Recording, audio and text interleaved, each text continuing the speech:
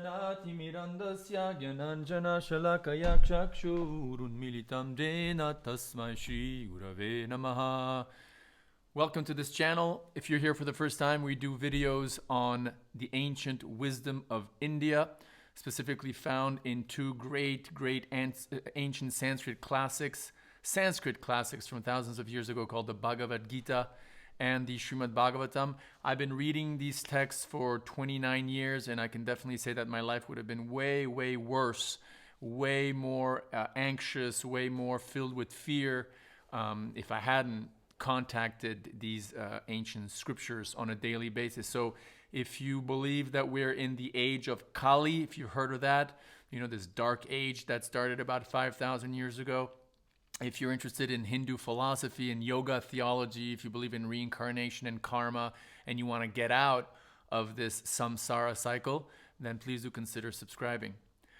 We're going through a series of videos called Being Dear to God, right? Becoming Dear to God. And we're looking at the end of the 12th chapter of the Bhagavad Gita, considered to be the Bible, quote unquote, of Hinduism, where God, or Krishna, as he declares himself in the Gita, is speaking to Arjuna, his friend and great warrior, or his great warrior friend, and he's also indirectly speaking to us. And those last few verses, 13 through 20, talk about, he says, you know, one who acts like this, one who exhibits this quality is very dear to me. And so that's important for us, because if we do believe in God and we want to live a godly life in the midst of this crazy Kali Yuga life we're living, then it behooves us to remind ourselves, you know, what is dear to God in our behavior and in the qualities we exhibit. So moving on from the last time, you know, we saw not hating any being, friendly and also kind, with no I in mind, equal in sorrow and joy, forgiving, an ever satisfied yogi. And here we go now. The three things we'll deal with today: self-restrained, that's a tough one, of firm conviction, investing mind and intelligence in me, God says, one so devoted to me is dear to me. So let's look at the first one, self-restrained. Look, someone who wants to be spiritually connected has to be self-restrained. Not like, you know, in terms of performing crazy austerities, like, for example, and nothing against the Catholic Church, but for example, you know, you have these examples of extreme cases, which I'm sure were rare and few in between, but, you know, like this sort of self-flagellation, you know, whipping yourself, or, you know, wearing really itchy clothes, or, I mean, you can do all sorts of, you know, self-hurting austerities in the name of spirituality, and actually that's condemned in the Bhagavad Gita. That's in the 14th or 17th chapter of the Bhagavad Gita. Such austerity is considered to be in the mode of ignorance, tamaguna, so it's not something recommended. But still, though, you know, on the other extreme, you have, like, you know, total licentiousness, where you just let your mind go every freaking place in the universe, excuse my language, with no control whatsoever. You let your sex organs lead you everywhere, and you watch, you know, whatever, tons of pornography, or, you know, anyway, any pornography is bad. I certainly claim that, and I'm sure anyone who's rational would agree. But, you know, in terms of having promiscuous sexual relationships with others, you know, outside of a dedicated relationship, you know, giving oneself to drugs and alcohol and vices and, you know, masturbation and all sorts of, you know, things that are contrary to the notion of self-restraint, right? Well, that's not so pleasing to God. According to God, you know, what pleases one is when one is self-restrained.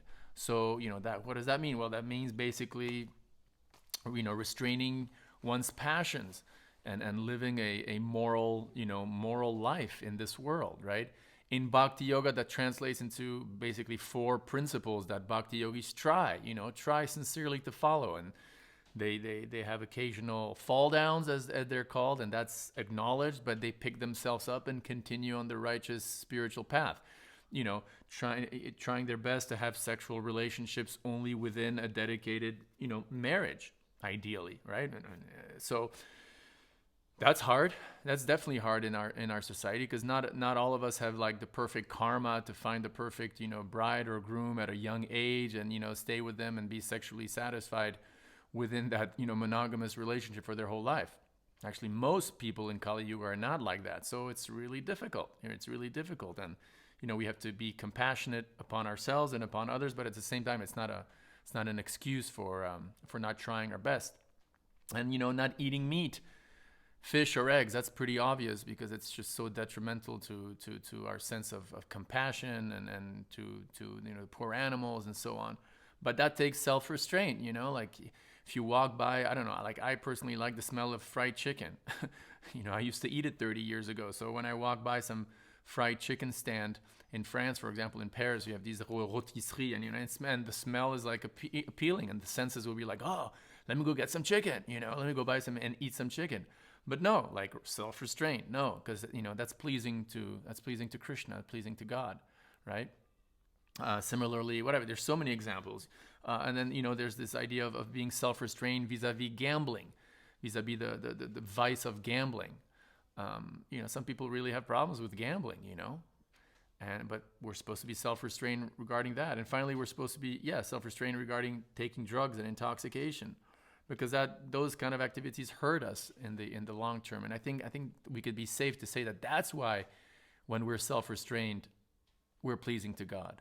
It's not like, oh, God is like, oh no, he's gonna be, they're gonna be enjoying without me, and I'm jealous. No, I don't think that's the point. By definition, God is self-satisfied. It's just that God knows our engineering and knows that if we, gratify our own senses independently of God's plan and parameters that he set up, then we only end up suffering. So because he loves us, hey, be self-restrained. If you are, then you're dear to me. But just self-restraint for the sake of just being self-restrained is also not like the highest standard. And I don't think that pleases God that much either.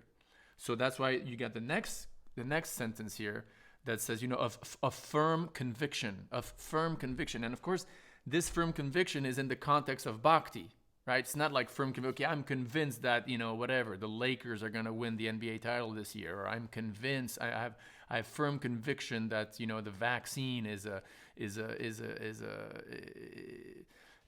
weapon of depopulation.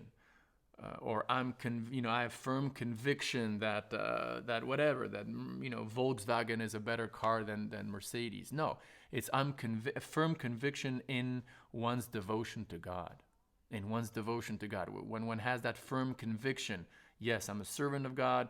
God's real. God's my master. I'm supposed to live a life devoted to God in all, everything I do in this world.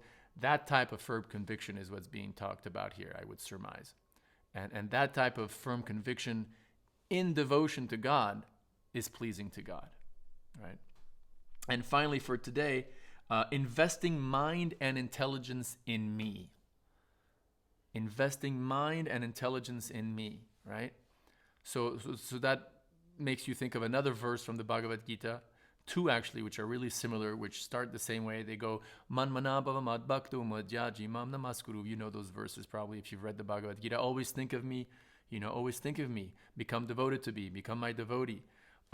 So this idea of putting one's mind and intelligence too. It's not that when you start practicing spiritual life, you just like stop being intelligent and you stop making rational decisions and stop using your intelligence in your everyday life. No, but the thing is, you use your intelligence in God's service.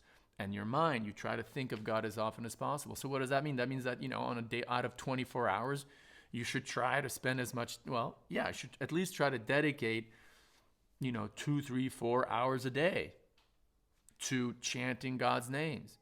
Like, for example, the mantra, Hare Krishna, Krishna Krishna, Hare Hare, Hare Ram, Ram Ram, Hare Hare. Should try to spend some time during the day hearing, videos like this one, or maybe more in-depth ones too. And for example, in the description to this video, there's a link where you can get access to the original text that I quote from in this channel, Prabhupada's books. And I really recommend you read them on a daily basis. And like that, meditating on God, trying to tell others about God, that sort of, doing sankirtan, doing kirtans, getting together and chanting mantras together, going to a church for a gospel, session, whatever it may be. That kind of activity is the way to put to invest your mind and your intelligence in God. And if you do that according to God, then you're dear to Him. And when we're dear to God, then we hit the jackpot, so to speak, to use a gambling analogy. If and when we're dear to God, then we've really hit the jackpot, because like I said the other day, then no matter what happens in our external life, whether we lose tons of money, or we could become sick, or we get old, or we lose we get divorced, or whatever tragedy may befall us, as they usually do in this temporary material world, which is a place of suffering, then it doesn't matter, because we're pleased. That's not what pleases God. Like a successful career is not what pleases God. Even a successful marriage, in the ultimate sense, is not what pleases God. A lot of money is not what pleases God. I mean, those things are great if they're done in Krishna consciousness. Like if they're in the context of a God conscious life, then great. That's all the better, and it's totally encouraged, and like, yeah. But without God, then those things are useless, and they're if you have, and they're not pleasing to God. So therefore, it's important for us to try to please God, because then no matter what our situation is, I'm repeating myself, but no matter what our situation is, then we'll always be pleasing to God, and that's really the goal of life ultimately. That's the jackpot. That's the jackpot. All right, well, thank you for listening, and we'll see each other next time. Om Tat Sat.